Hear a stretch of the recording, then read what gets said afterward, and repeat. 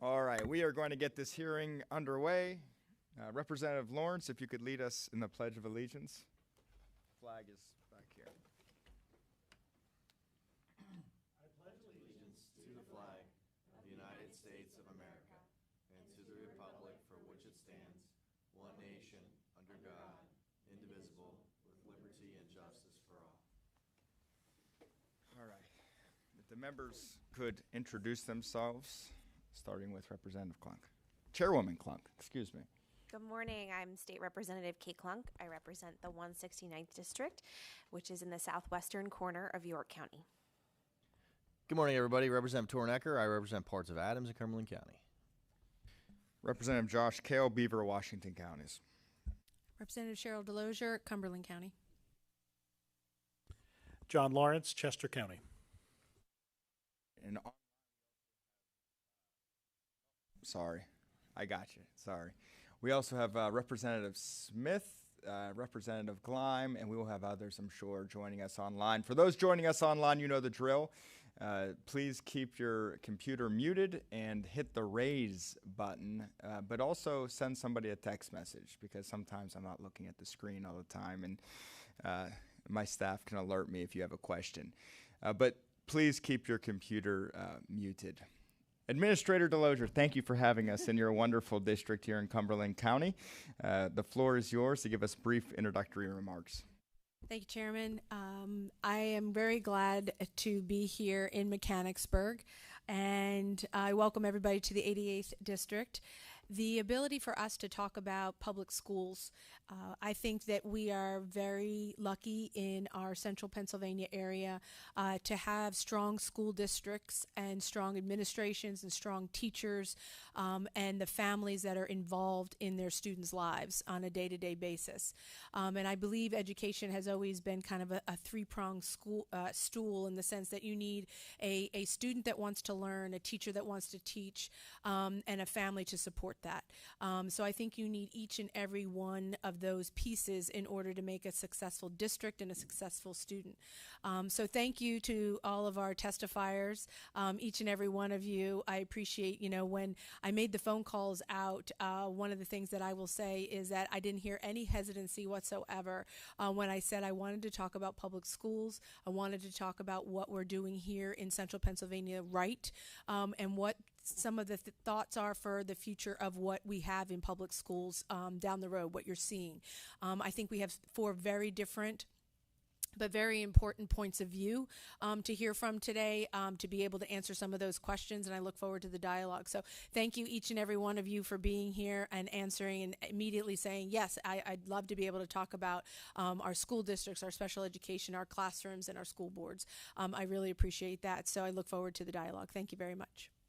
Thank you, Representative. And, education has been a major theme with the Policy Committee. We've gone around the Commonwealth and done many, many, many hearings on it. And far too often, attention in Harrisburg goes towards the school districts that are failing. And we hear about them and say, well, how do you fix it? How do you fix it? How do you fix it?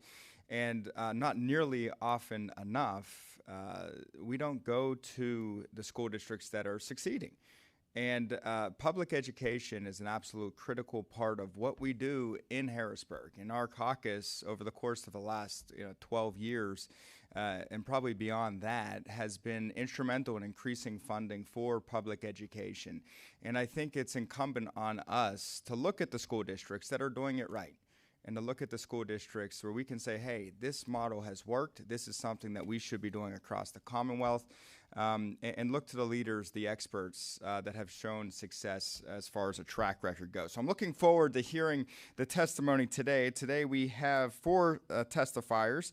We have Dr. Mark Leidy, Dr. Andrew Bitts, Danielle Eisner, and Mike Gossard. If we could keep it to 3 to 5 minutes. I've never gavelled anybody out, so if you go beyond that, don't worry about it. But we do like to leave time for Q&A after everybody does their testimony. So, Dr. Leidy, the floor is yours, and we'll go to Dr. Bitts from there and down the line. All right?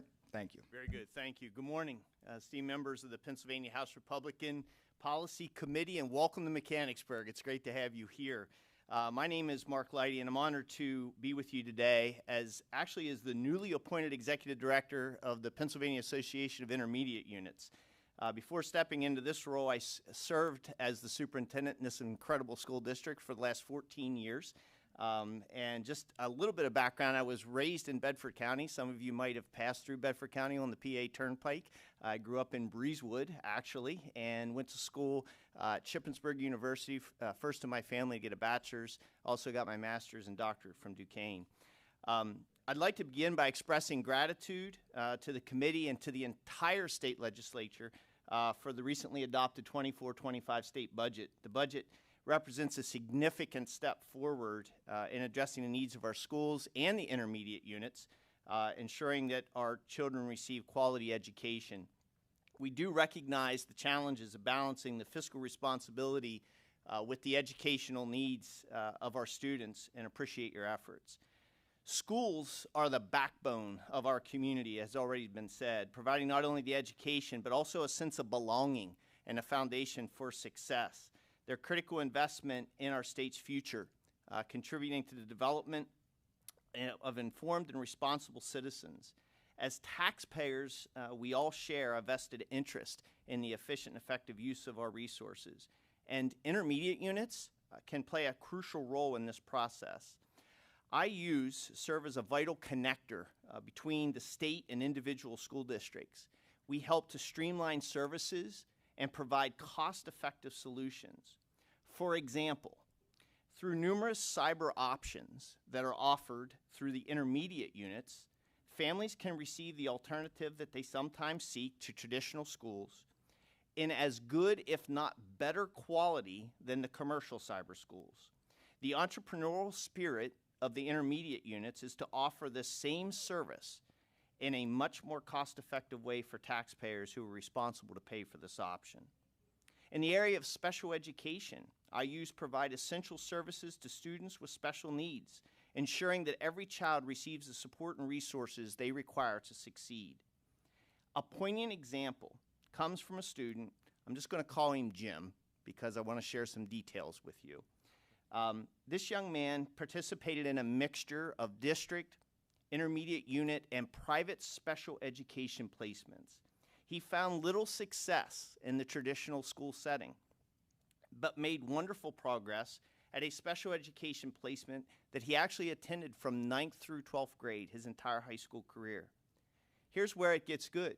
Upon graduation, which he did on time, he enlisted and served in the military. After an overseas tour, he's returned to Pennsylvania and is enrolled in a social work program at Shippensburg University. He has come back to thank the staff for the never giving up on him and giving him an opportunity to succeed. That's a great example of what public education can do for our students who may otherwise have struggled their entire lives. Additionally, the importance of early childhood education and intervention cannot be overstated. Programs like Pre-K Counts and early intervention administered through the IUs lay a foundation for lifelong learning. Another story is one of Miguel, who started as a 3-year-old in a Pre-K Counts classroom where he exhibited significant behavior, emotional, and social issues. This would have caused a lot of concerns in kindergarten. He received early intervention services from the intermediate unit and is now a first grader enjoying success in a regular classroom, instead of a student who may have been labeled as learning disabled and a significantly more expensive option without the early intervention provided to him. IUs are not just service providers, they're innovators and collaborators. There's examples of this through some of the work that's being done around artificial intelligence at this time. A cornerstone of any successful education system is the quality of its teachers. Great teachers inspire challenge and cultivate a love of learning. I've seen firsthand the profound impact a dedicated teacher can have on a child's life. I hope each of you can think back to a teacher that was a difference maker in your life. As we look to the future, it is imperative that we continue to attract and retain outstanding educators. We must ensure that our teachers have the tools they need to thrive in an ever-evolving educational landscape. Some of the preposterous accusations from social media that are then repeated by respected members of our society and finally generalized to educators in the last few years are destructive at best. I often wondered, would any of us want a loved one to enter the education as a career with some of the false statements being made by some of the more extreme voices in our communities? Honestly, the simplicity of showing respect and gratitude for the work of our educators and the work that they perform could help attract more young professionals to this crucial profession. I'm happy to report that the individuals entering the profession are exceptional people who want to help the next generation. We just need more of them. In conclusion, the work of the Pennsylvania Association of Intermediate Units is grounded in the belief that all children deserve quality education, regardless of their background or circumstance. By leveraging the unique capabilities of the IUs, we can efficiently allocate resources, innovate, and ensure that every child in Pennsylvania has the opportunity to succeed. We are committed to being good stewards of the taxpayer dollars while also advocating for the needs of our students and educators. Thank you for your time and consideration, and I look forward to continuing our partnership as we work together to strengthen the Pennsylvania education system. Dr. Bitts. This is quite apropos. I continue to follow this gentleman in just about everything I do, but it's an honor to do so, so thank you. Well, good morning, Chairman Kale. Thank you, Representative Delosier and other members of the committee. We appreciate the opportunity not only to be able to testify today, but to be able to host this hearing. We hope you find yourselves at home here in Mechanicsburg Area School District. I want to start just by summarizing a little bit of some of the perspectives that I think I bring to my testimony today as a true product of the Pennsylvania public education system. As a student, I was a K-12 student at Wilson School District in the eastern side of the state for my entire K-12 career. I went on to Apache School, going to Shippensburg University to get my Bachelor's of Education in Mathematics. Further, I got my principal certification at Shippensburg as well. Then I became Temple Maid, going to state-related Temple University and getting my master's there and ultimately my doctoral degree. As a researcher, I studied what Pennsylvania leaders can do, Pennsylvania school leaders can do, to be able to develop more cohesiveness among their faculties in schools. As an educator, I've been here in Mechanicsburg for 22 years and obviously most recently had the opportunity to step into this role as superintendent of schools after this gentleman moved on to the IU. Perhaps most importantly, I'm the spouse of a Pennsylvania special educator who teaches deaf and hard of hearing at the elementary level and 3 kids who all attend school here in Mechanicsburg. So again, just to provide a little bit of context that truly as you think about what does our state system ultimately K-12 and beyond produce, I am a product of our system. So thank you to the teachers and the many colleagues that have impacted me along the way and for your support in that journey. I want to summarize my comments today using 3 different themes of how we in Mechanicsburg here have not only found success but also faced different challenges along the way. I'm going to start by talking about how we've embraced enrollment increases.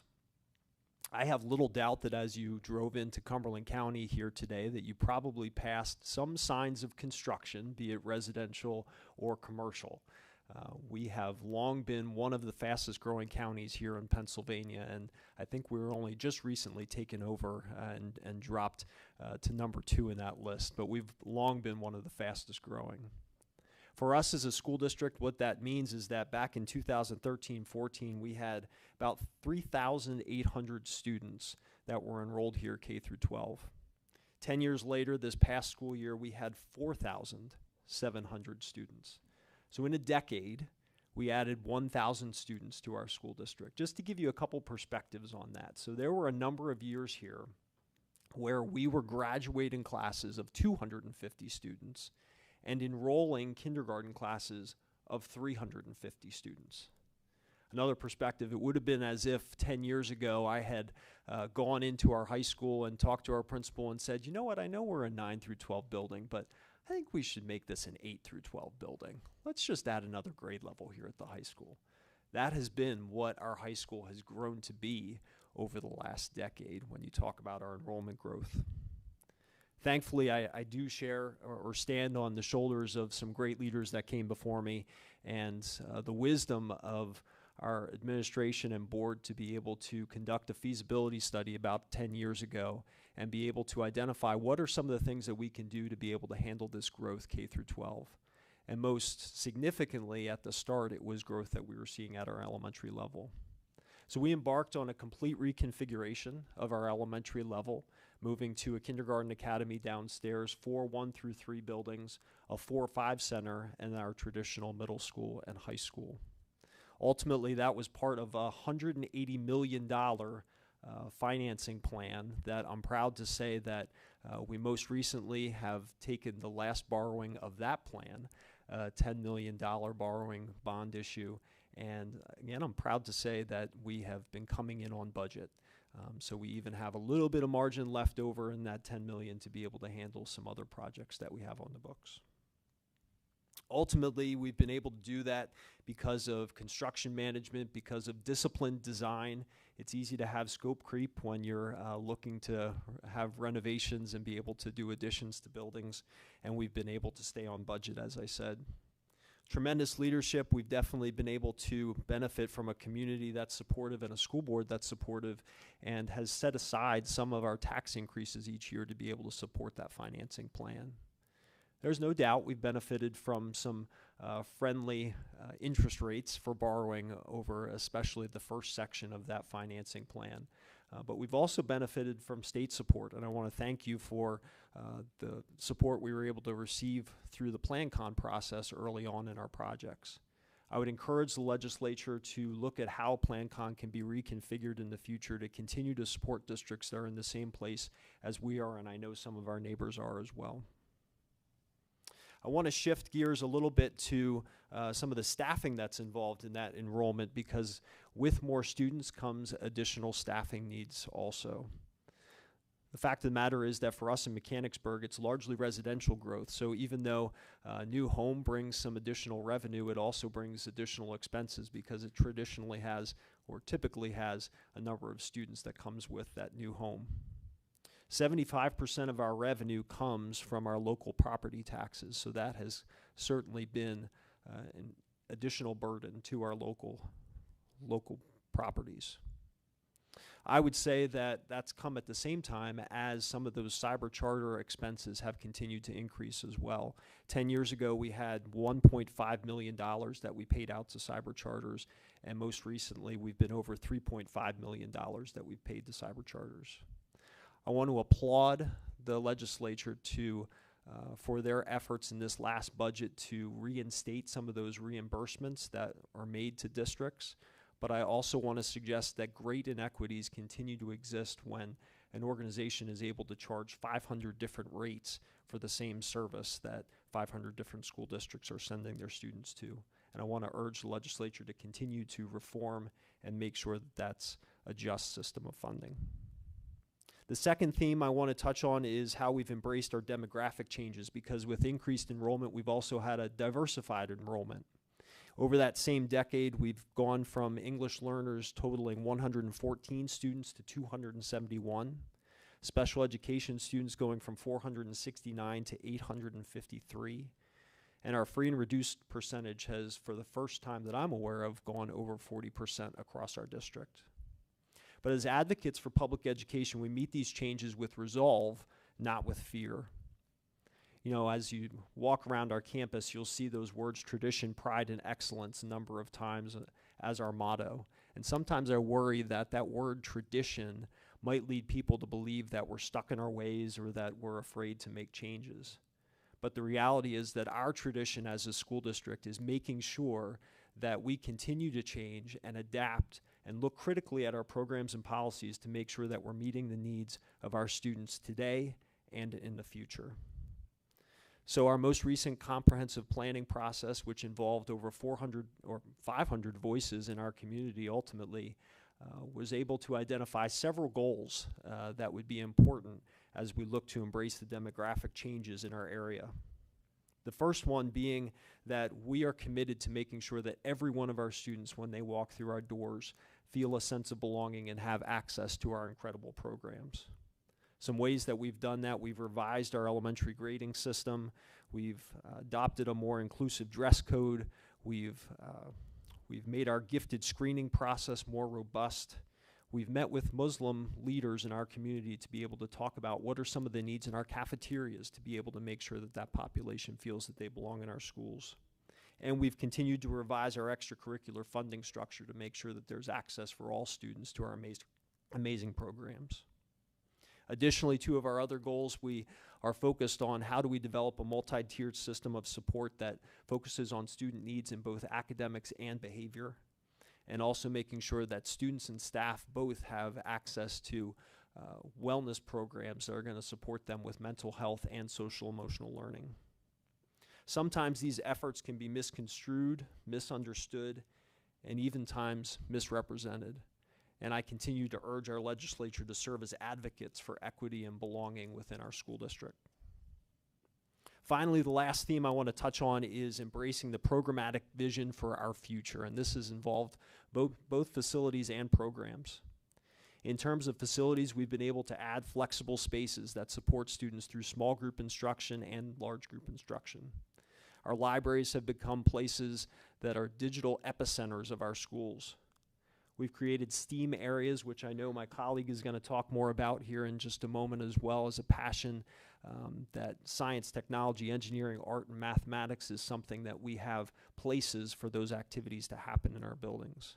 We've added a hydroponics lab at our high school as part of that construction project, and we've created recreational spaces across our district to be able to support not only our students here in the district, but also our community.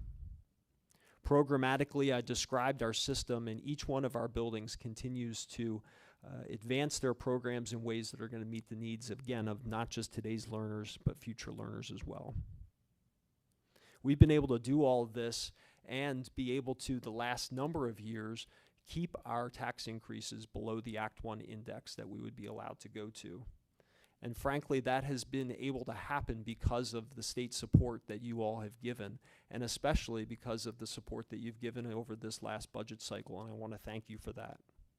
Also, the additional effort that you made to be able to reset the basic education funding to 22-23 levels is something that's important and continues to sustain that support for us.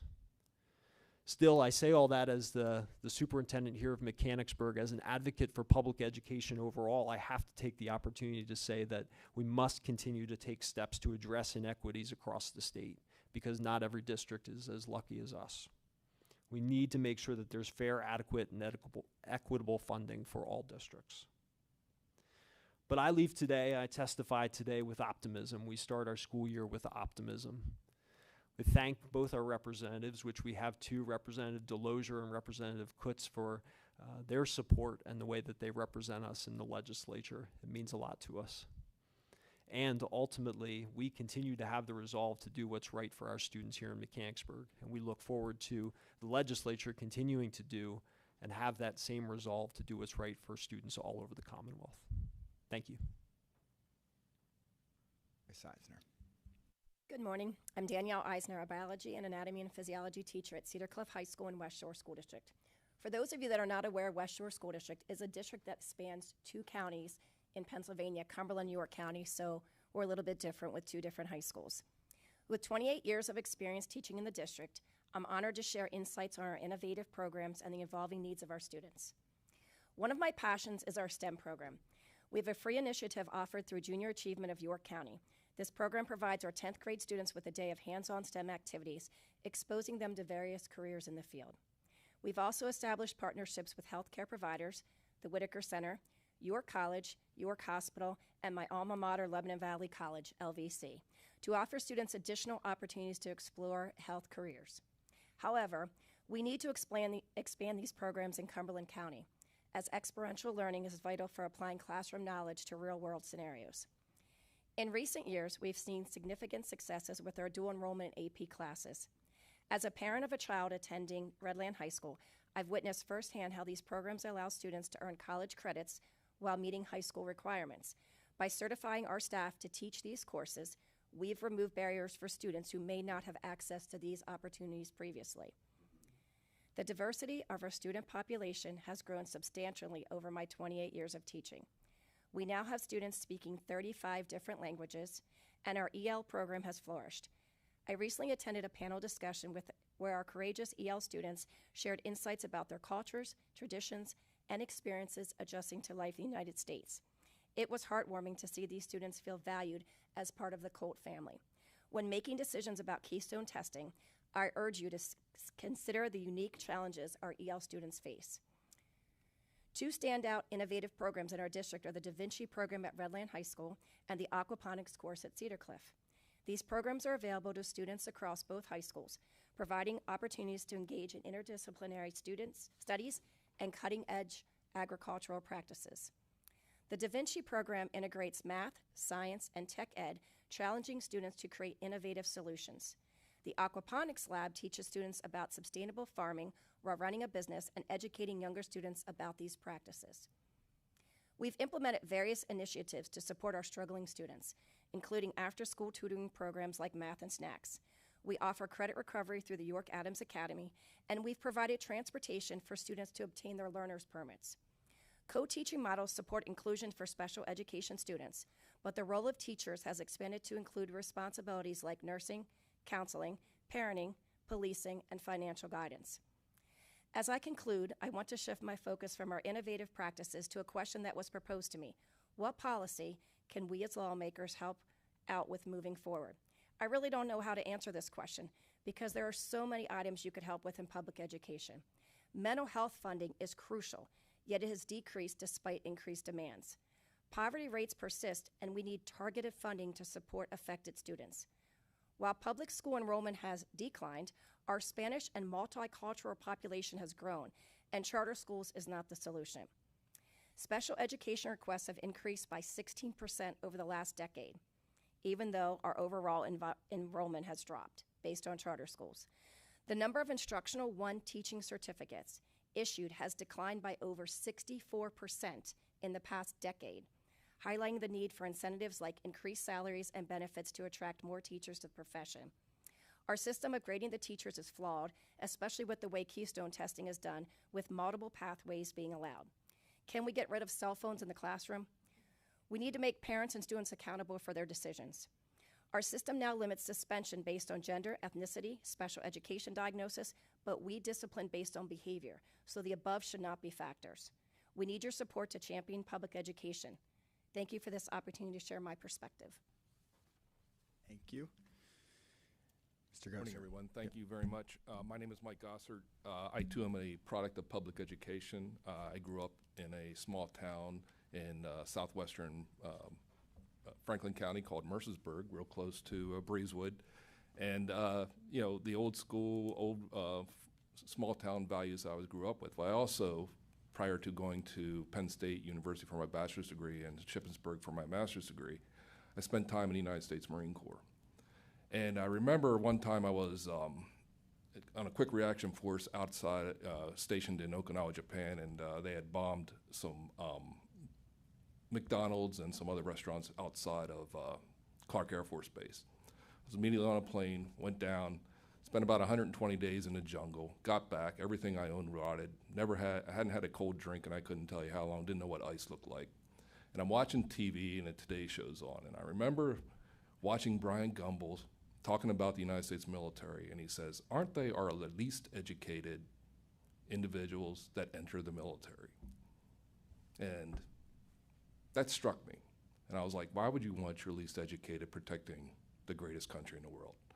And so I made a pact that I would come back and I would try and help at some point, being joining the school board and running for school board and being on the school board and helping my community make sure that we're not sending our least educated to the military.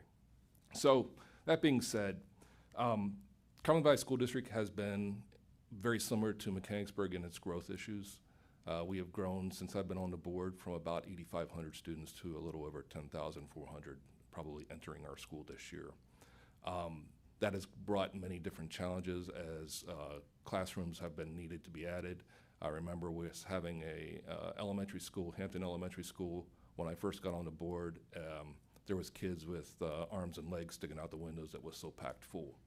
We created, we embarked on about $100 million project building two new middle school and a new elementary school. And on day one, after a 4-year process of planning and getting that placed and the building open, we were at capacity. It was incredible.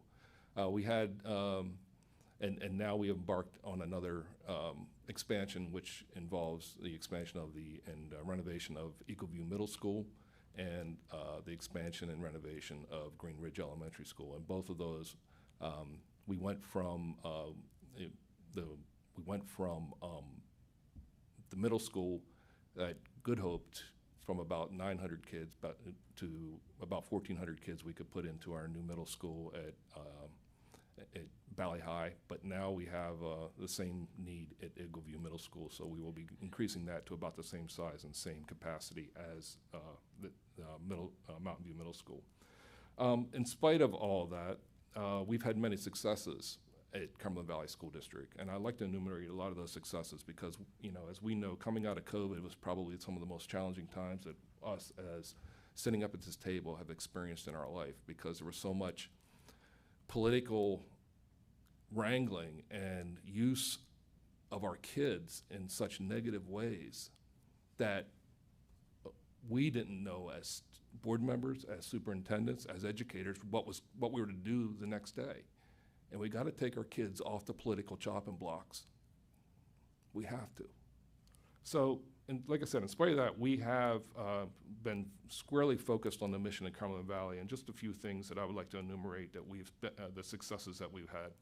In 2023-2024, 887 CV students earned over 2,700 college credits through dual enrollment programs with our local partners. In 2023-24, Cumberland Valley had 136 students enrolled in vocational education, the highest number in more than a decade, reflecting a growing trend in the number of students choosing this important pathway. In 2023-24, Cumberland Valley began an emerging healthcare program in partnership with UPMC with more than 60 students enrolled in healthcare pathways, which result in clinical rotations within UPMC facilities. This creates an important pathway for students in one of the fastest growing fields in our region. In 2023-24, Cumberland Valley broke records for participation and success with advanced placement courses. 742 students took 1,414 exams, but more importantly, we also saw a record number of students scoring 3+, with an 88.3% of our test takers hitting this mark. In the fall of 2023, Hampton Elementary was named a National Blue Ribbon School, one of just 353 schools nationwide to earn this distinction. This recognition is based on high achievement on the state's assessments and the programs implemented to achieve those scores. While Hampton was highlighted, these same programs were implemented across all of our elementary buildings, and our elementary students across the districts continue to show both growth and achievement. In 2023-24, Cumberland Valley's primary students showed the highest levels of growth in reading, and as evidenced by test data in 5 years. This success represents the district's commitments to improving literacy instruction to realize our vision of all students becoming skilled readers.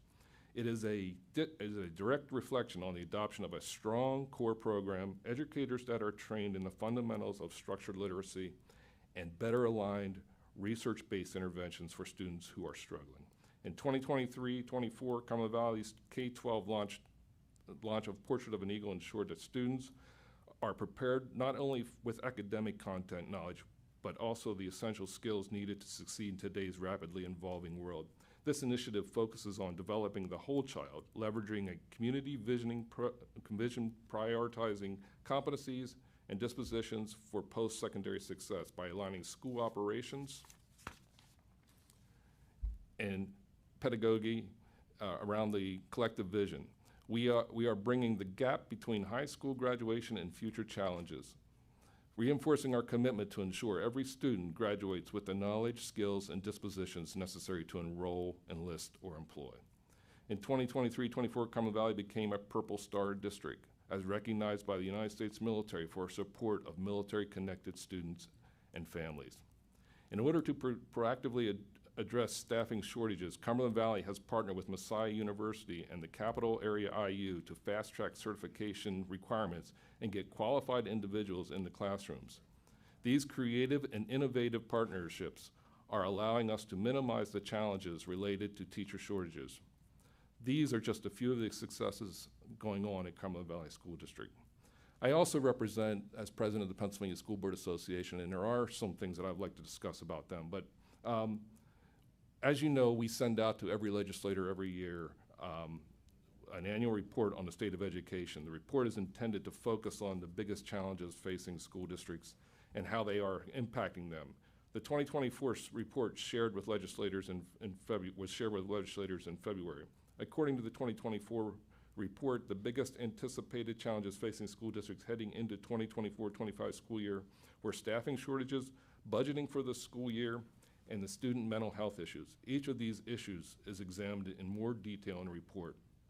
In the area of staffing, the biggest areas of need are substitute teachers, instructional aides, special education teachers and staff, transportation personnel, and regular education teachers. The biggest certification areas needed are special education, math, science, and foreign language. When asked if teacher shortages have impacted their educational programs, nearly 3/4 of school districts reported that they have experienced an impact due to shortages in their area. Half of all school districts also reported having open teaching positions at the start of school districts of last year's school year. The most identified budget pressure for the school districts have remained consistent over the 8 years that the report has been issued, highlighting the impact of mandated cost, charter school tuition payments, special education and pensions, and a need for additional state education funding. However, in 2024, facilities costs have replaced pension costs in the top 4 budget pressures. The most commonly reported response to those budget pressures was raising local property taxes, drawing down fund balances, reducing staff, and postponing needed building renovations and maintenance. In the area of student mental health, school leaders reported student mental health issues are being the biggest challenge related to student instructions, finding that those issues were substantially impacting students' ability to learn. School leaders also report that nearly half of their students have some degree of mental health need. The biggest challenges in connecting students with mental health services were found to be a scarcity of mental health service providers, reluctance to seek help, a lack of funding and help to pay those services, and the distance between the school and family and providers. I'd encourage you to check out the report as it provides a ton of information on school districts, what we were facing. I did provide testimony in advance, and I hope you read it, but I would just like to not read from my paper here and to try and reduce the time. But some things we should be looking at, especially when it comes to school construction. We need, there is a need for expansion of our buildings, renovation of our buildings, and the School Construction Separations Acts, which Pennsylvania is the only state in the nation that requires this. And this is a law from 1913, and it significantly impacts how construction projects are done at the government level. And just for example, the 2 projects that I enumerated earlier, the Eagle View Middle School and the Green Ridge Elementary School, each one of those has 6 different contracts. That's 12 contracts the school district is managing right now. Instead of just being able to go out and hire a general contractor to take the project, hire the subs, and do it the way the private sector can do it.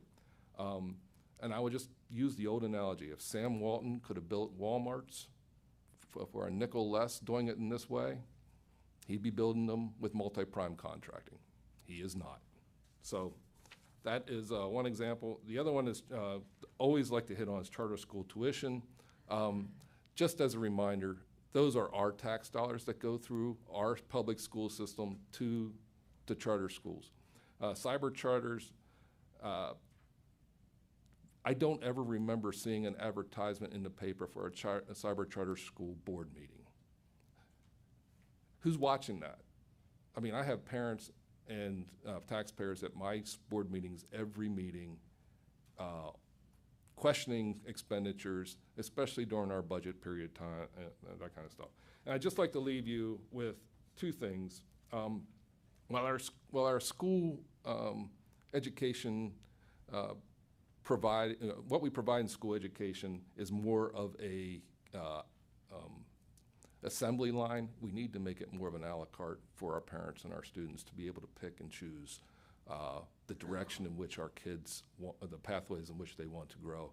And I think one of the last things I will leave you with in conclusion is I always hear a lot of talk about how government doesn't produce anything. Government just sucks off society, that the tax dollars, and just bloats itself. Schools produce leaders. They produce who's going to replace you someday. They replace doctors and lawyers. They replace CEOs. They replace our military. And this is for the future, for years to come. So we have to start looking at, maybe the rest of government is bloated and doesn't produce anything. That does not hold true for our public school system. Thank you. Thank you. And we've had Representative Shern join us, excuse me, and Representative Struzzi join us as well. Administrator Delozier, going to you first for questions. Thank you, Chairman. Thank you, all four of you, for the comments that you had and the direction, your point of view. You know, everything from the administration to the teacher in the classroom. And I'll give a shout out to Ms. Eisner as my daughter's very, very favorite teacher in the whole wide world. And she says you're the bomb. So, but with our teachers and the capability of recognizing that the teachers that are in the classrooms are the ones that have that direct interaction with our students. And so I know each of you pretty much hit on staffing as an issue, whether it's special education or across the board of any of the STEM programs or the ones that are lower, as you talked about, Mike. One of the clarifications that I wanted to ask is, Mike, you mentioned the fact that the biggest expense has switched from pensions and to facilities. Is that what you were saying? So the largest expense for the school district as a whole is now facility management in the sense of expansions, or can you tell me what exactly those? I would say it's not. It's one of the top 4 or 5 expenditures that we do. It's been replaced For CV particularly, or was that statewide? Statewide. Okay. Statewide. But I just was clarifying. It is one of the top. Replacing pensions was, if you recall back several years ago, pensions were a huge issue as we were making up for losses But the need for the 21st century educational environment, when you look at classrooms at Cumberland Valley School District, when you work with special education, you can only have a certain amount of kids in those classrooms. And we're talking, this is a full-size classroom that might only have 8 kids, but underneath a normal situation, you might have 30 to 40 kids in that classroom. We have 41 of those classrooms designated for those 8 students. So the need to be there's some legislation that needs to be looked at on the special education side, but also on the other side, we still need to provide classrooms and teachers for those classrooms in those areas. All right. No, I just wanted to clarify when you had mentioned that. Across the board, mental health obviously being a huge issue, and more demand and needs coming out of over the last couple years. You all had mentioned, and I recognize that. With the mental health, I know in the different districts, having services for mental health be brought into the school district. Dr. Lady, I know we talked, a couple years ago about that. I know it's a continuing issue now. West Shore School District has done it as well, as has CV. Can any of you add to the fact of the services, the mental health services that our schools have provided and been able to bring on campus for our students to allow for them to have access to what they need, and recognizing that a parent may not be able to take time off work to get their child the services that they possibly need, but are able to. So the school district working with the child and working with mental health professionals to be able to give them the services that they do need. I'll speak to that a little bit. I would start by saying what services we have within our school district, and then I'll expand out to address some more of your question. But certainly within the school district, we have school counselors in each building, and then at our larger buildings, we have multiple school counselors. We do employ social workers at each one of our levels, and then we have school psychologists as an important part of that equation as well. I would say similar to some of the challenges we have in some other unique staffing areas, we see the same challenges with some of these positions. School psychologists are very difficult to find for many districts. Many districts end up having to contract out services with different companies and providers that are out there. But I think one of the challenges for us in this space of mental health is that for our own staff, much as we talk about multi-tiered systems of support for academics, the same can be true of mental health. We obviously, if you're a high school counselor, we want you to be able to support all of the students in your grade level, or if it's an alpha system, all the students that are on your particular caseload. And obviously there's some students that just need more, and some families that need some additional support than that. So that is where we go to partner with outside organizations, whether it's through our student assistance program and trying to have some providers come into our buildings, as you suggested.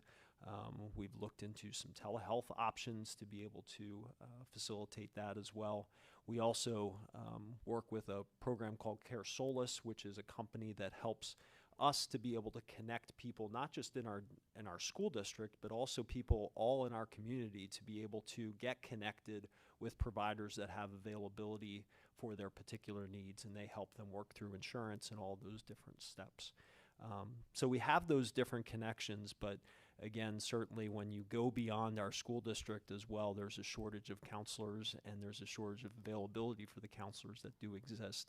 So that does continue to be a challenge for us. I can speak on this too. I'm on the Students Assistance team at Cedar Cliff. I was trained at West Shore School District 27 years ago. And some of our problems right now are teachers get trained to be on the program. And with the teachers being trained, we don't have time during our day to even meet. So right now, for example, anybody that's on our Students Assistance team gives up a plan period in a 6-day cycle. So instead of having 6 plan periods a week, I have 5, which to me is crucial because the mental health of our kids is just declining. But we've taken those resources away from them. We do have some outside providers that come in, but there's not enough time for the amount of kids that we have and the schedule that they give. We can't fit all of our kids in. And then there also comes the point that the kids, once they get to the high school level, can refuse the mental health services. So therefore, parents will refuse our services of kids that actually need the services after the age of, I'm going to say 13. I think I'm okay on that one. After that age, they're allowed to refuse services. So we see a lot of kids with mental health concerns in our buildings, and then their parents or themselves do not want to take the services that are offered. And there is very limited services right now. We can't even get our kids outside. It takes months for them to get into a provider. I think that what you're hearing, you have teachers and educators who see this happening with our kids, and it scares them. And they want to do whatever they can to help these children. And at the same time, they have a full-time job that they are responsible for doing. The word of caution that I would throw out from a policy perspective is putting this on the school districts as a responsibility expands what we're asking school districts to do. And then you hear people saying, well, schools just keep spending more and more money. So I think from a policy perspective, we need to have a very clear conversation about where does the responsibility of the mental health of our children lie in terms of what we offer to them as a community for the services that they need. I think it's a really important consideration. No, thank you. I agree with you 100% because our teachers are there to teach. And they have a very important job just doing that. The additional requirements to sit there and like you said, we need to have that frank conversation as to where, who needs to do what, and how we can best serve our students. And the one last question that I just quickly have is, from your points of view, we have some great programs. We've talked about the programs for excelling students. We've talked about our VOTEC programs. We've talked about. where, from a general perspective, do you see our students going when they graduate, as superintendents, as teachers, as school board members? I know there's statistics out there, but Cumberland Valley, West Shore, Mechanicsburg, where are our students going? Do you see majority of them going the college route? Do you see a very large section going community college with a way of getting an associate's degree? Do you see military? Do you see right to work, going right into maybe a trainee program of some sort and doing the trades? Where is it that in central Pennsylvania you're seeing, each of you mentioned that there are next leaders. They are. Where are they going is my question. I would say that for our community, by and large, we continue to send a majority of our students to four-year universities. But having said that, I would also say that an increasing number of our students are going off to different kinds of training, as you mentioned, associate's degree, the trades.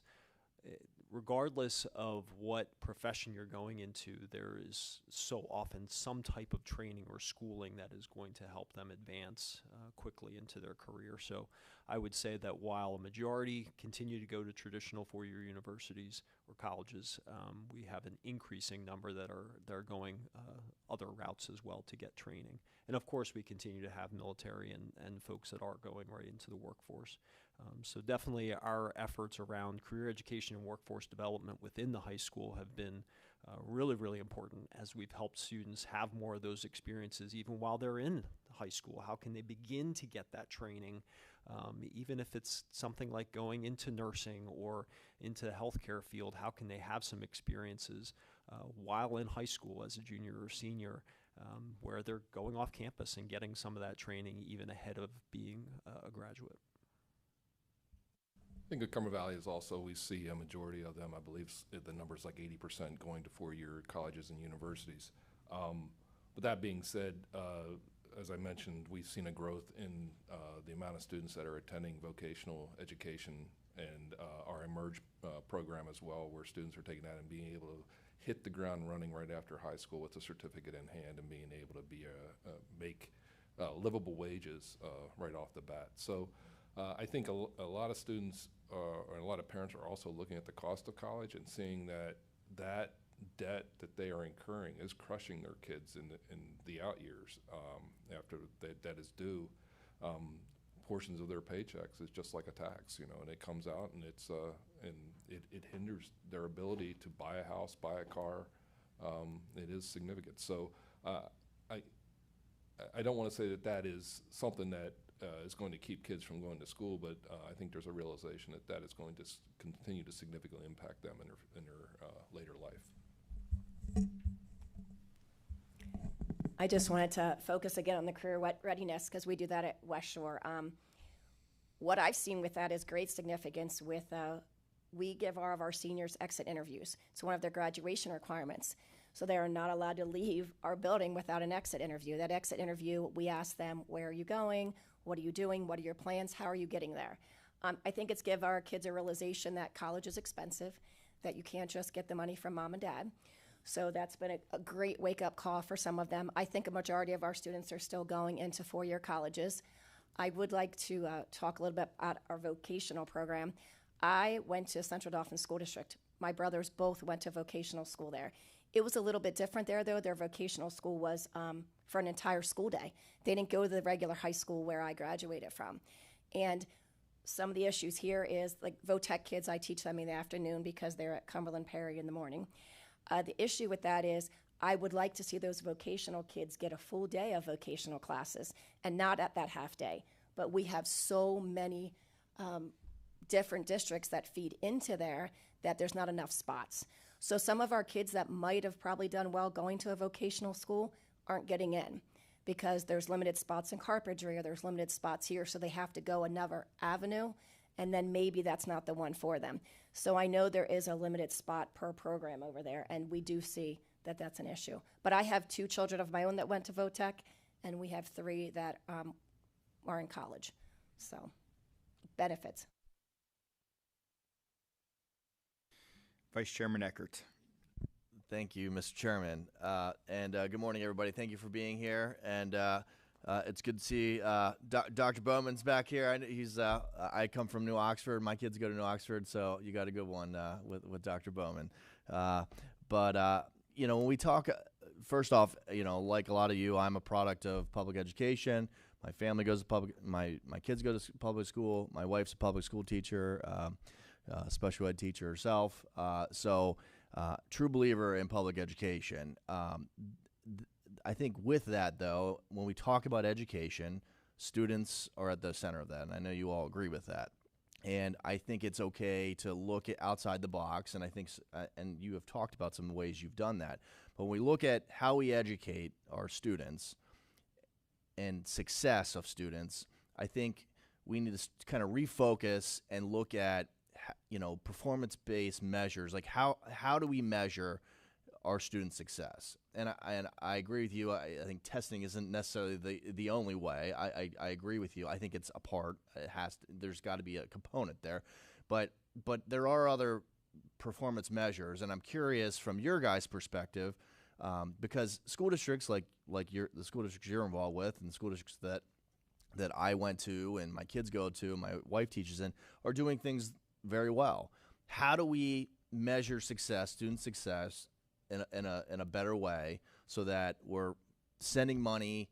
The funding is a finite resource, right? And we know that how we fund our education system is constantly under criticism and always in flux. But how do we drive money to schools so that they're using it to properly educate our students, and how do we tie that to student success? I'm curious how you guys view that.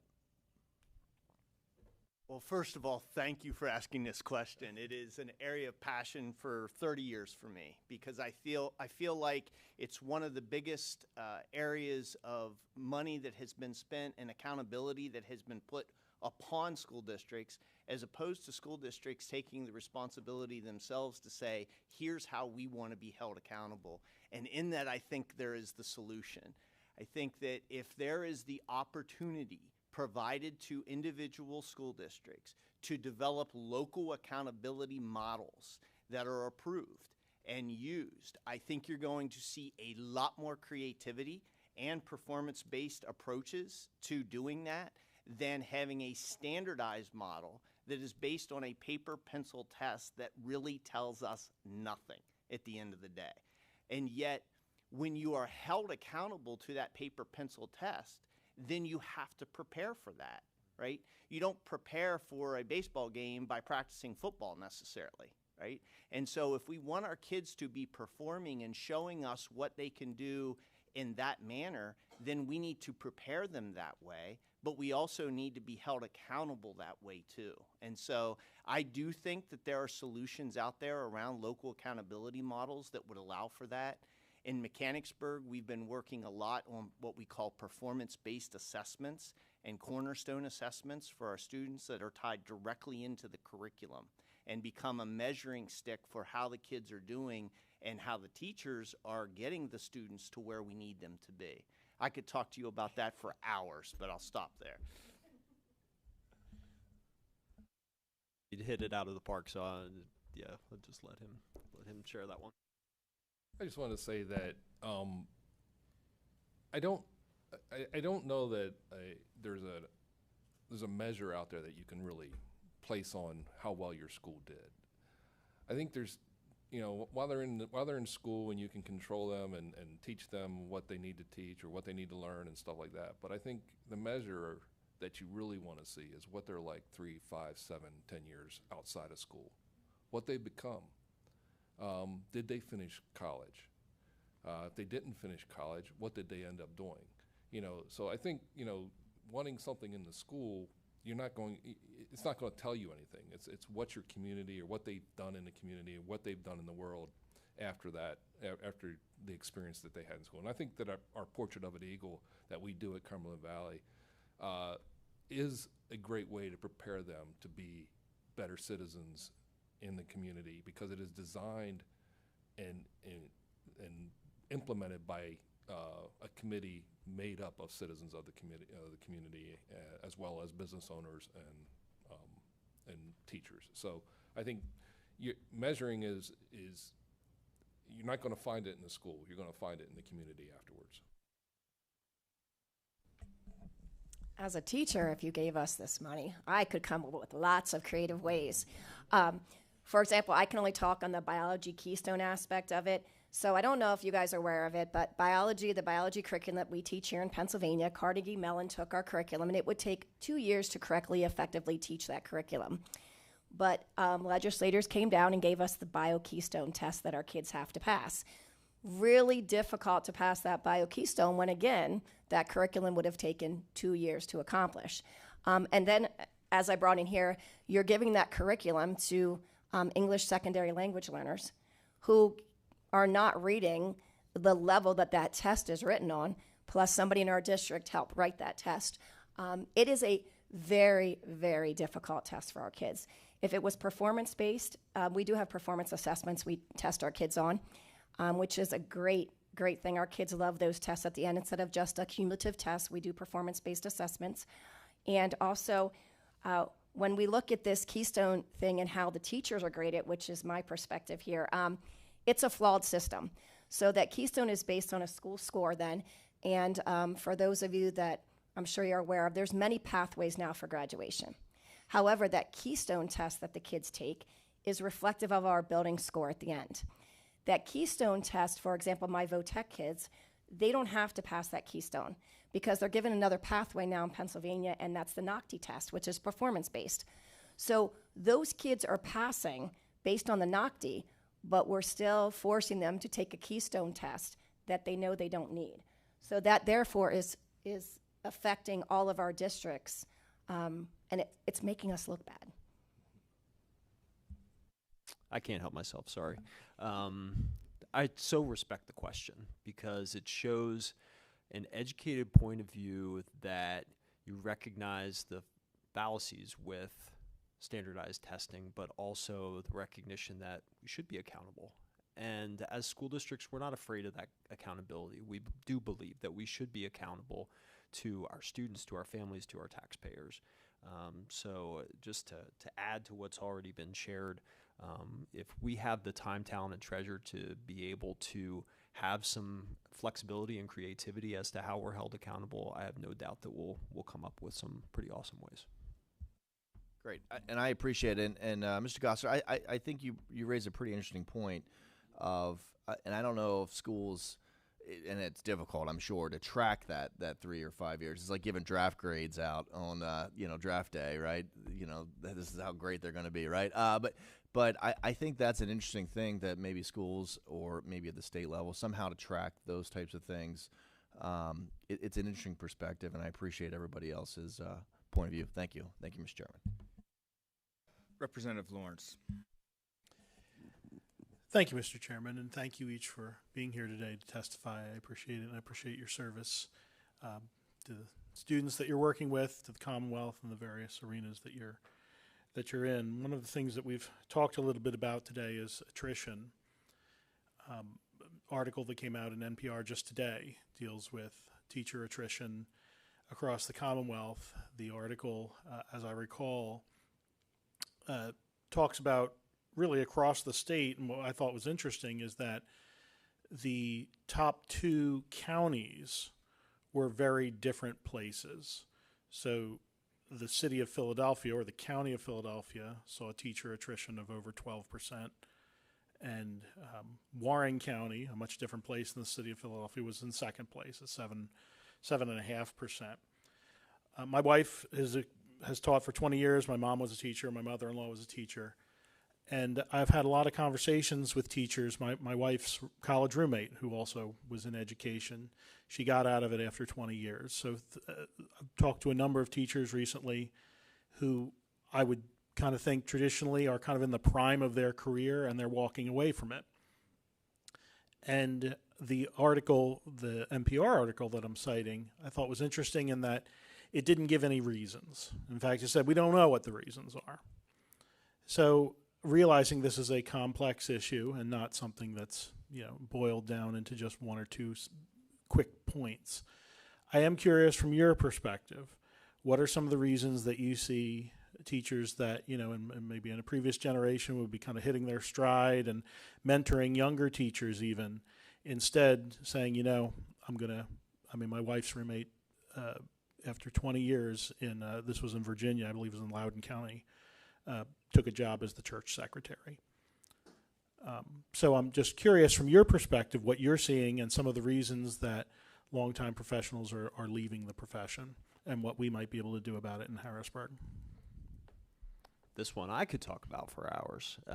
This was the focus of my dissertation, was really looking at, as I said, looking at how we could make sure that school leaders are developing more cohesive faculties. But the problem that I was addressing through that was the idea that we do have such attrition across the state. And in addition to attrition, we have fewer people going into the profession to begin with.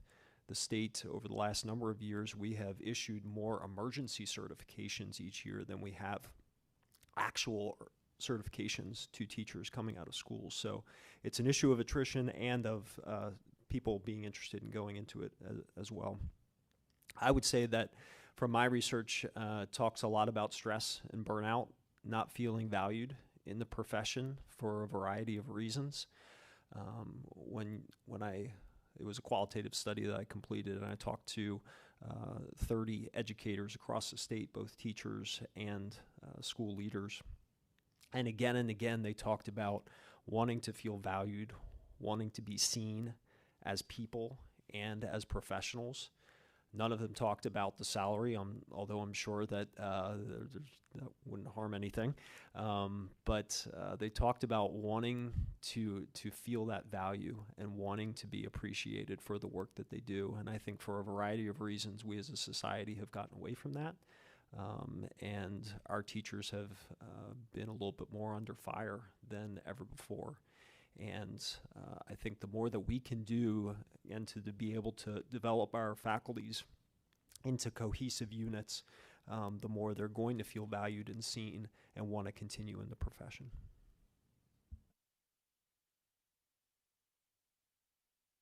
I think if you look at it, the teachers aren't making livable wages either. I mean, if you're not married and you're not,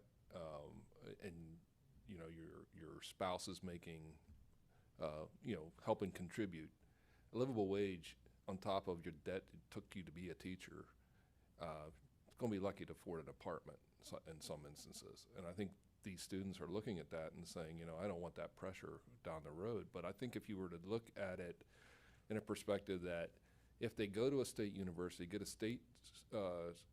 get an education degree and a certificate and teaching in the classroom, maybe the legislature could look at that and say, okay, you make interest-only payments on your debt. If you spend 10 or 15 years in the district, we'll forgive your debt. I think there's certain ways that you can look at this and start encouraging or making it look more appealing. But I think some of the other things that the superintendents have said is that you can't continue to reduce staff, you can't continue to reduce administrators and expect the same results. You still got to educate the same amount of kids. You still have to do the same thing. And this vision in government that if you just remove this person here, you've saved money. Well, but you've caused stress across the entire spectrum. And I think that's happening with teachers, where you look at special education certificates. They're really pushing those because they're in need. There's dual certification of teachers nowadays. But I think if you look at it in the stresses that are in the classroom, the stresses to teaching the test, I'm not going to say the union doesn't have some involvement in these issues as well, but you have to start making it a more appealing job to our younger individuals in our communities. So. And here's the teacher perspective. These two really hit it. Definitely, I want to feel valued. That's, I like to feel valued from my principal. I like that pat on the back. I know that, my husband's a principal, so he knows I like the pat on the back. And then when we talk about salaries, salaries is an issue because years ago they took away the pension system from the teachers, and now there's a 401k. I think the numbers went down because of that. I think we did lose quite a few that might have gone into profession. My daughter, for instance, right now is debating nursing or teaching.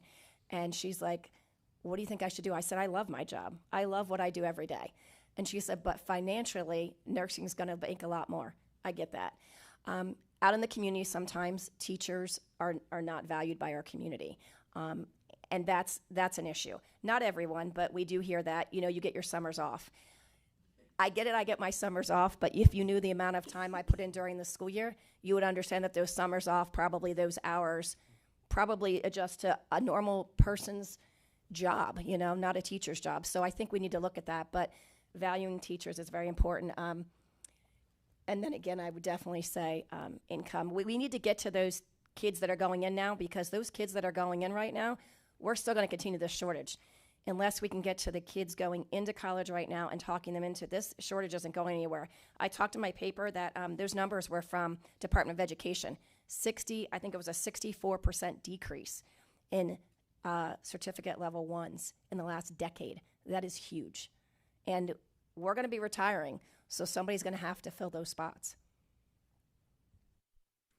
Another great question. Appreciate you asking it, and I hope we have until about 4 o'clock this afternoon, because you're nailing us on this. This is good.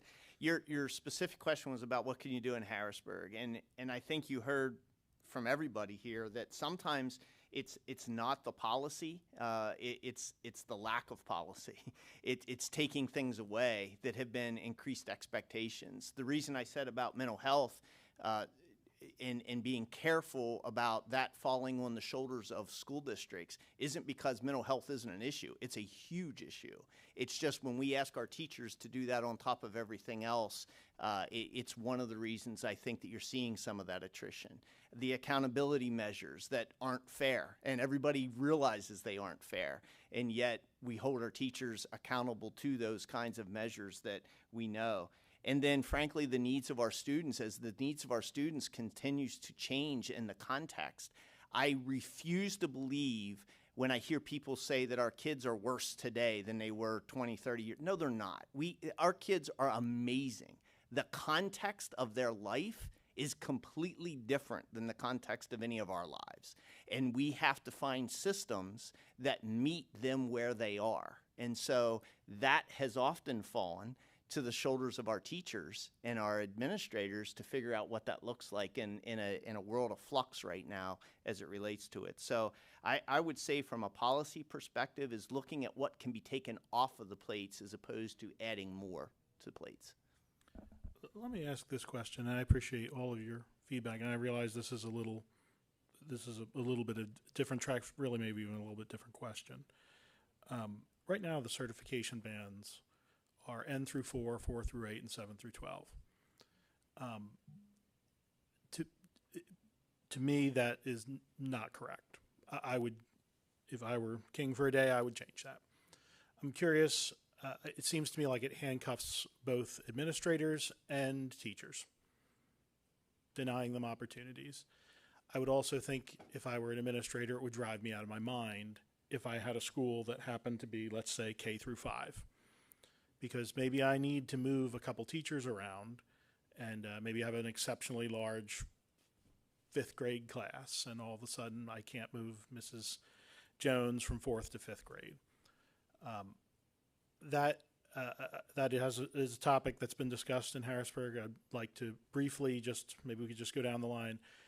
If you were king for a day, what would you set those levels at? Realizing it's a complex issue, you have to realign things on the college level for folks coming out and everything. But, you know, realizing there's a lot to it, just if you were king or queen for a day, what would you say?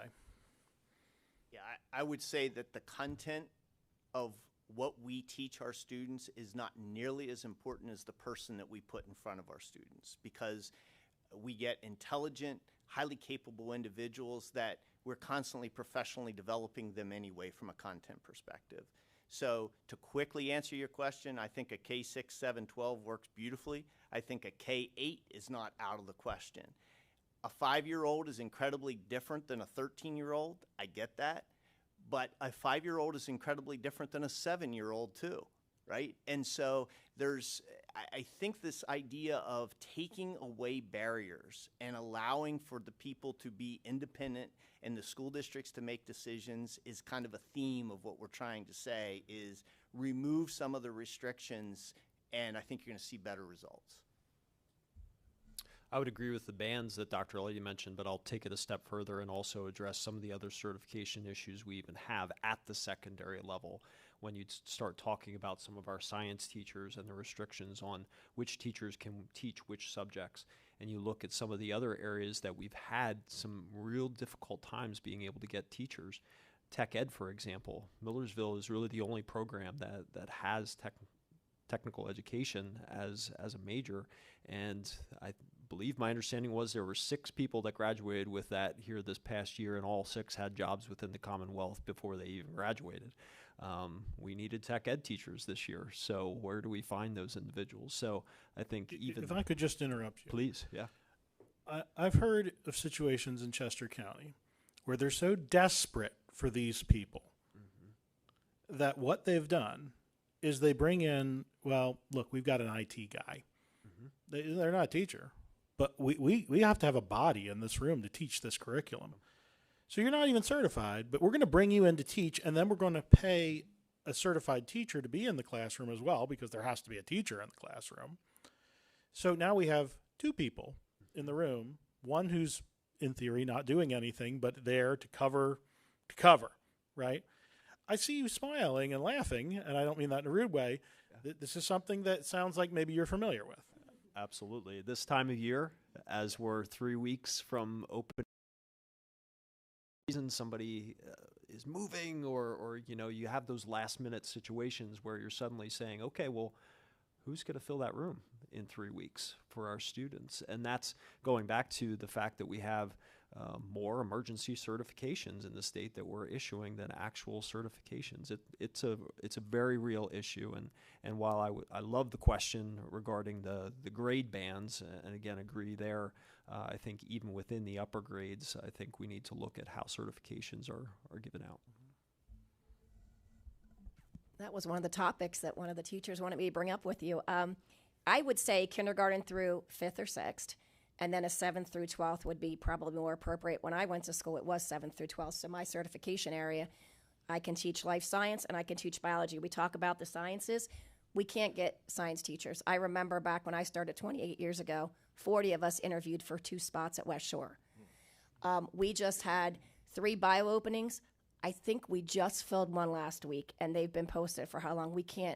You're not getting people coming into the sciences or even the maths we said are demand. They're going to go out in the workforce and make a lot more money, which is where some of that income comes in. But certifications are difficult, especially in content areas when you're just teaching biology. Like, I can't teach chemistry.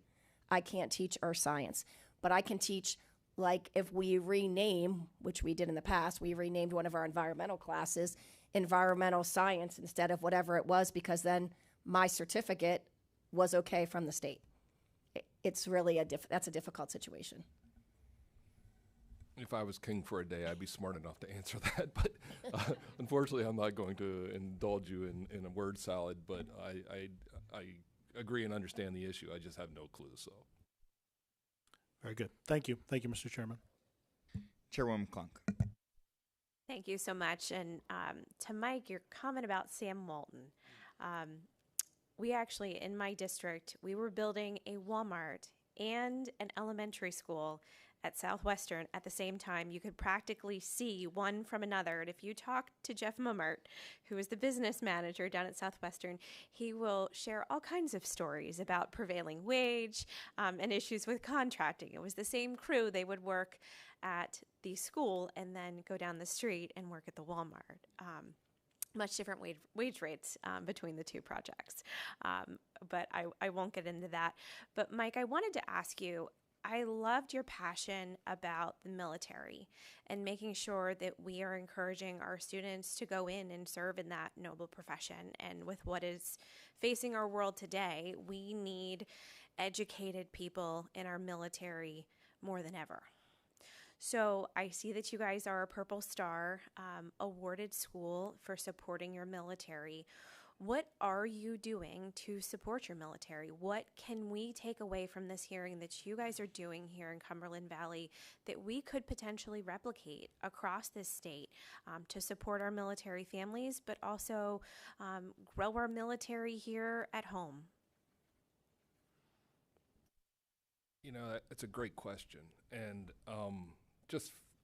we have 1.1, 1.2 million people that serve in our military that protect the 340 million people in this country and protect our Constitution and our way of life, at least the best we can. Just a statistic that I came across a while ago, that out of that 1.1 million, they support about 1,000 to 1,500 actual operators in theaters doing real stuff. I mean, and those 1,000 to 1,500 individuals are about as humble as you can imagine. I will tell you, Cumberland Valley is unique in that we have the Army War College, and we have the Mechanicsburg Naval Base, and we have the New Cumberland Army Depot as well.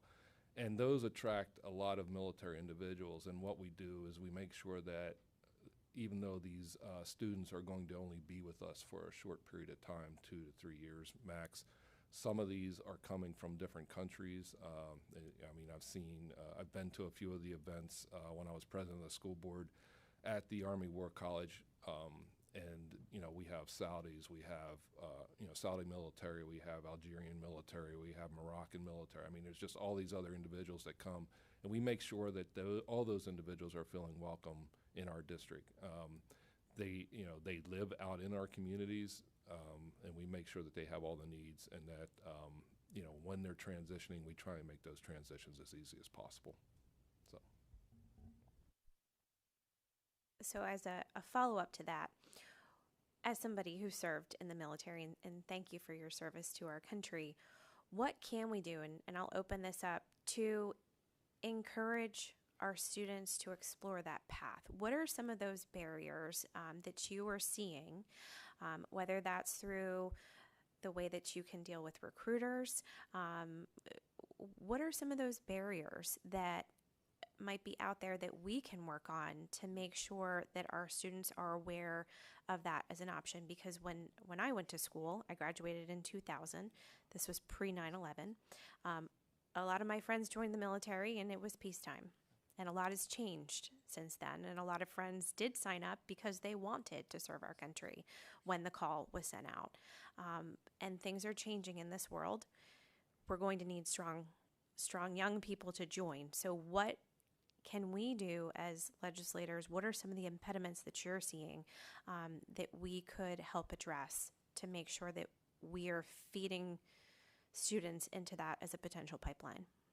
One of the things one of the things I failed to mention is our JROTC program, and quite honestly, that is one of the fastest growing programs that we have in Cumberland Valley School District, and it takes, you have individuals that are focused in sports, and you have individuals that are focused in academics. You have people that are focused in music or the arts and those things.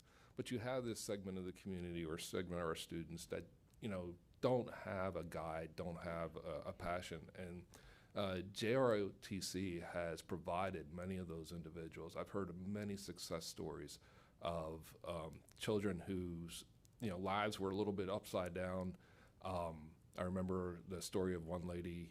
She was in the JROTC program, and she claimed that it saved her because she graduated as a junior because she just wanted to get out of her situation and join the military. And as far as I know, when I checked on her, she is thriving in the military because that is something that really got her attention and made her passionate about serving for our country. So the JROTC program at Cumberland Valley is top notch. It really is. I would just say I don't sense that there's impediments to us as school districts. I think it's more about the respect that we show towards the military. And I believe that you see that a lot in our extracurricular activities. We have military tribute evenings, and we involve them as much as possible. We've been very fortunate to have speakers come in from the Army War College to some of our classes and speak to our students. So there's definite level of respect for the military. I'm reminded of the advertisements that I think it's the Army has done on television where the mother is with her son and the son is dreaming of what it would be like in the military, and then he comes back to reality and the mother's standing there with this concerned look on her face. I think it's really more a social issue, a community issue, than it is specific to our schools.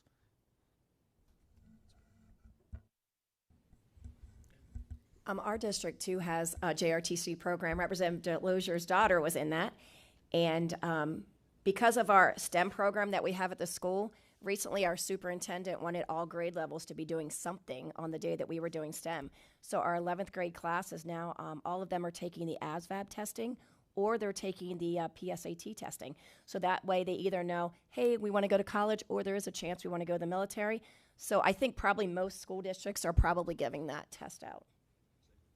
And the one thing that I'll add, and I was going down that path, as having two children that went through JROTC, they themselves played sports as well, but they had a very direct connection to that service. There are some wonderful leaders in our schools.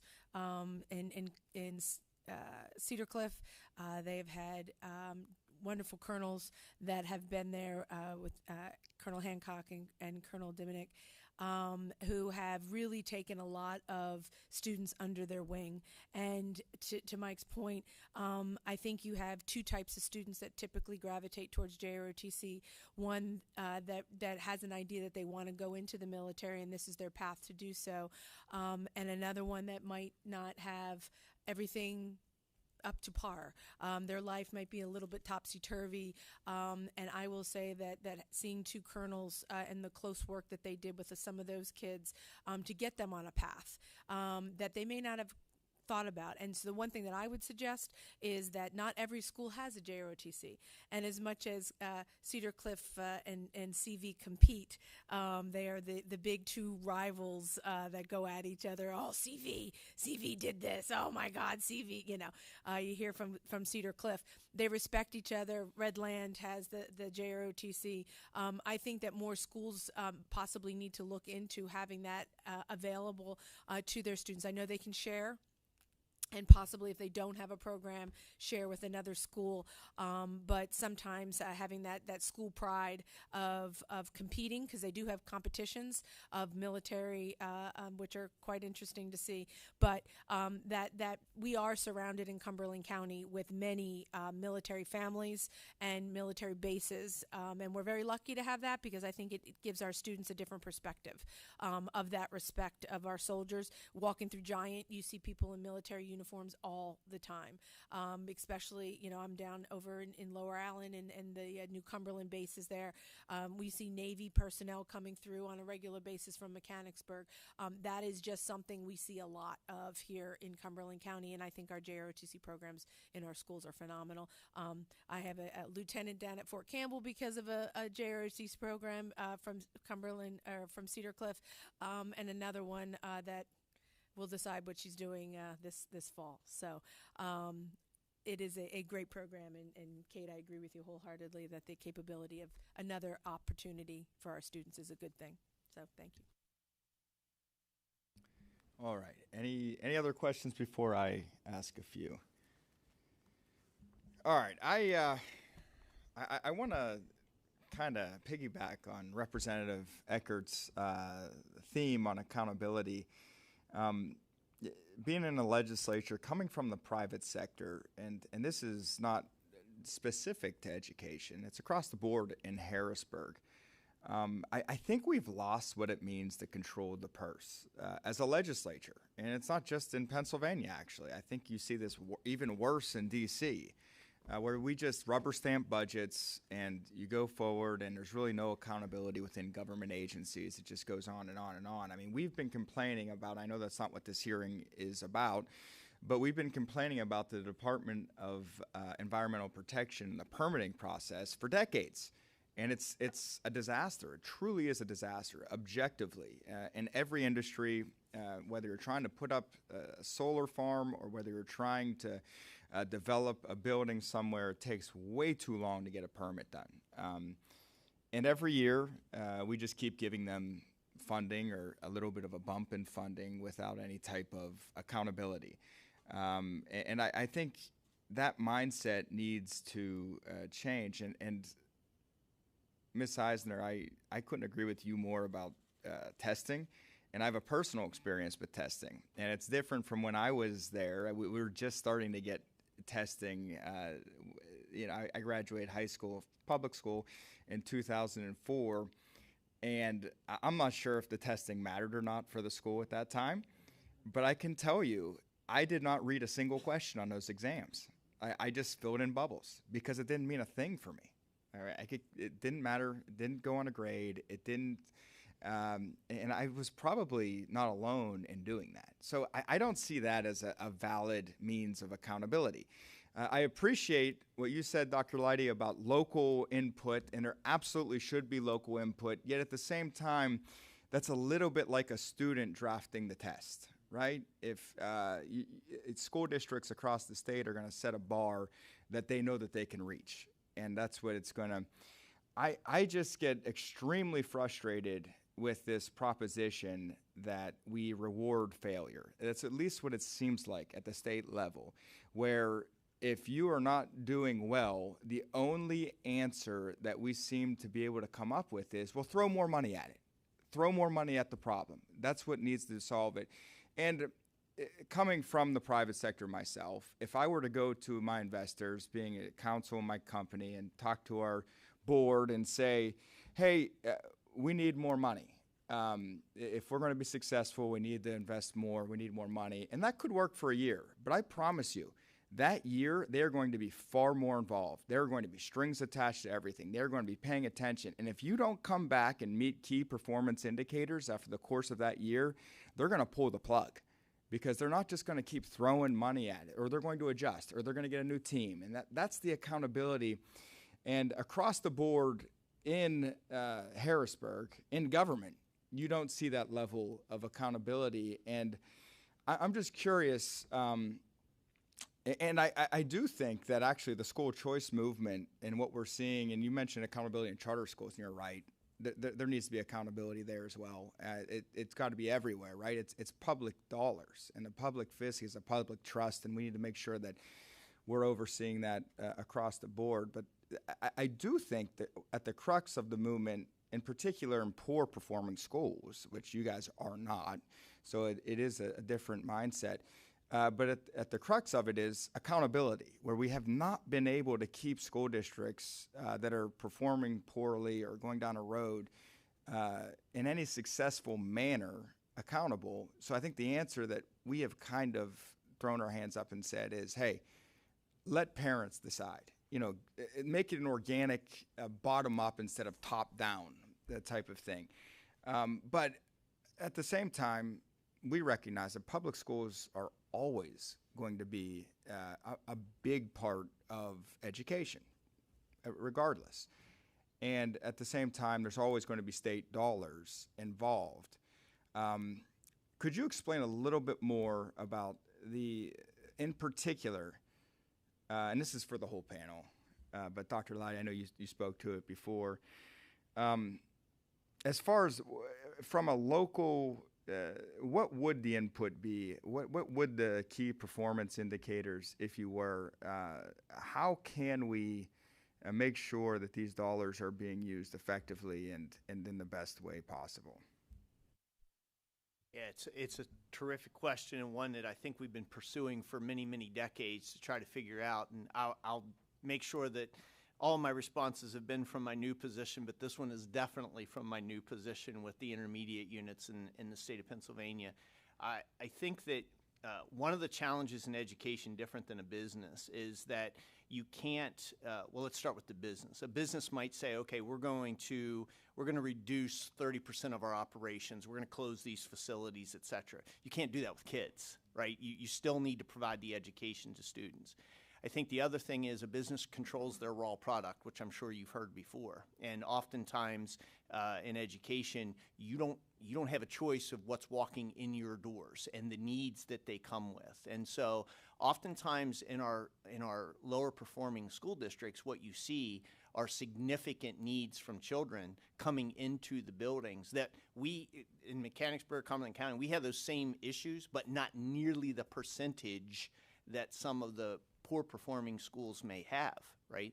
So I think putting it in that context, then the question is, okay, well, what do we do about it? If the answer is only throw more money at it and we've tried that and it's not working, then what other options do we have? I've always been intrigued with this idea of what does a pilot program with strings attached look like at a public school level as opposed to, as you said, throwing up our hands and saying, let somebody else do it. We've seen what somebody else can do, and I will speak passionately about it. It's not working. It's not working to put our kids behind computers all the time and think that they're going to learn at a level that we know. And if COVID did anything, it proved that to us in public schools, that that's not the appropriate education approach. That said, what can you do with a school district that is struggling from a pilot perspective? Provide some additional resources and help to them, but have strings attached to it. If this doesn't work, that funding goes away. But what if it does? Then you can see here's an approach that takes maybe some more money, but that money's going to benefit kids. So I know that's very vague and superficial, if you will, but I think if you got the right people around the table, they could become pretty creative as to what that might look like in struggling schools.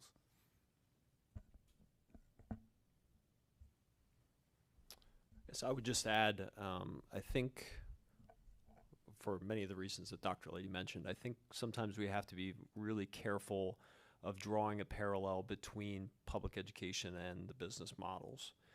And, when you start talking about accountability and making that connection between accountability and funding, we need to be cautious to remember that even the courts have said that our current funding is both inequitable and inadequate for many of these school districts that are failing. So how can we make sure that we have these conversations that, yes, are not completely mutually exclusive from one another, but we can't completely say that funding is based on accountability and vice versa. So let me just interject a little bit here and kind of get what I mean, because I appreciate what you said about it not being consistent with business in certain regards. But the point that I was trying to make and did not do successfully is that it's human nature to, when there is pressure, when there's competition, when there's something that, is on the hook, when there's accountability, really, and it means something, to perform at a higher level. That's business, private sector, public sector. It's a fact of life that without it, you end up in a situation where, you end up with people getting complacent, and it's one of the reasons why we don't like monopolies in society, right? It's just, and then the consumer ends up paying the price when there's something there. So I guess my point is how can we make sure, while on the one hand rewarding school districts like yours and making sure that you guys can have the resources to keep providing excellent educations that you do, but bringing other school districts up, and instead of trying to bring everyone down to a certain level. I do have to point back to equity, and it would be like if Shakira Richardson had to run the 110 in the Olympics the other night and everybody else was running the 100. We have school districts that are literally running a longer race than others. So I do think it starts there, and then that gives us a foundation that then we can build accountability from. And that I don't disagree in what you said with school districts having different challenges, because it's not, there's so much more than just the school district, right?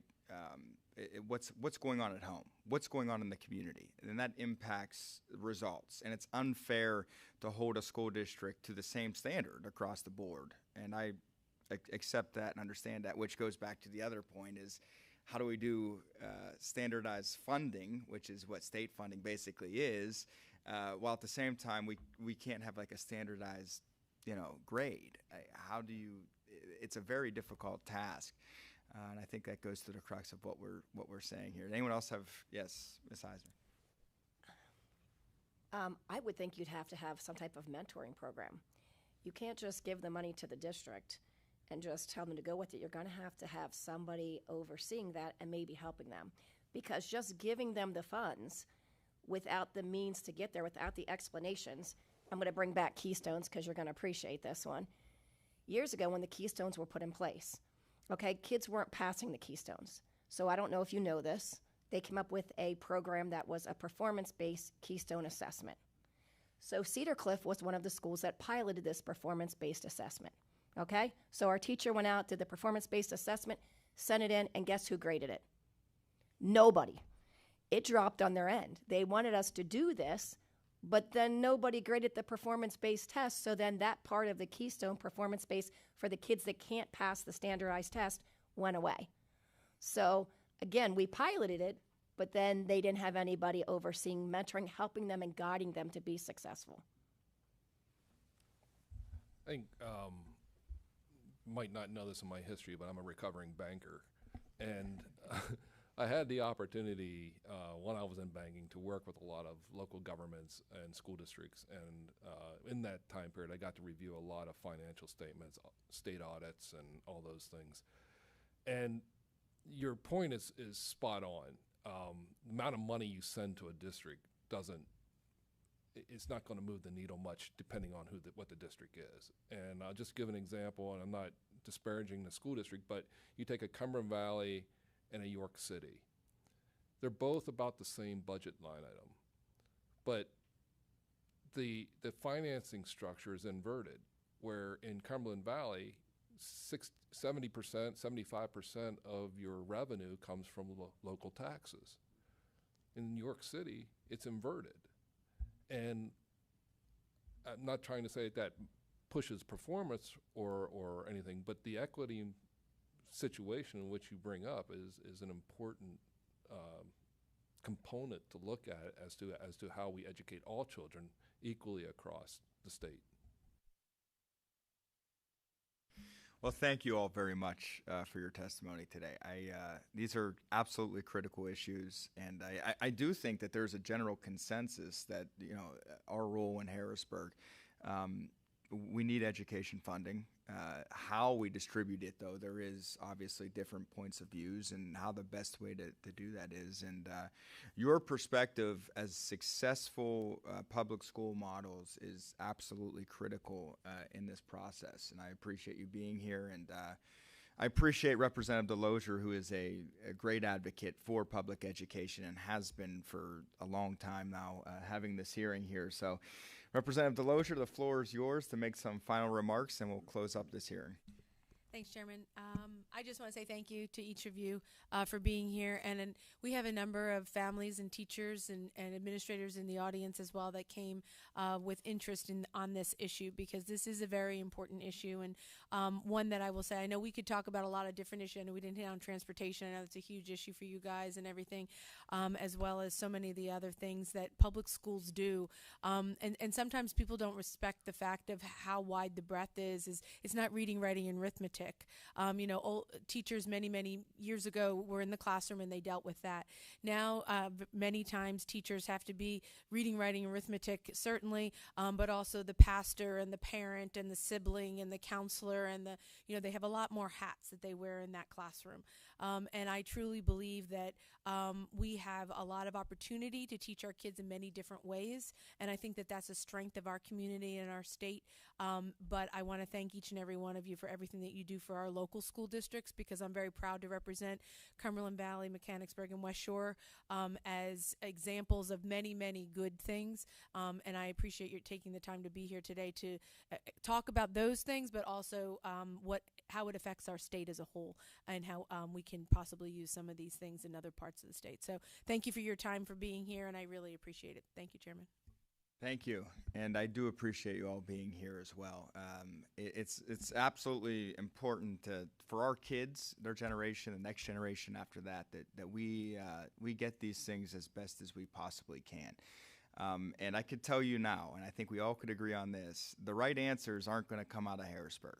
The right answers are going to come from educators, in particular, the perspective of teachers in all of this, because they are the boots on the ground. They're on the front lines.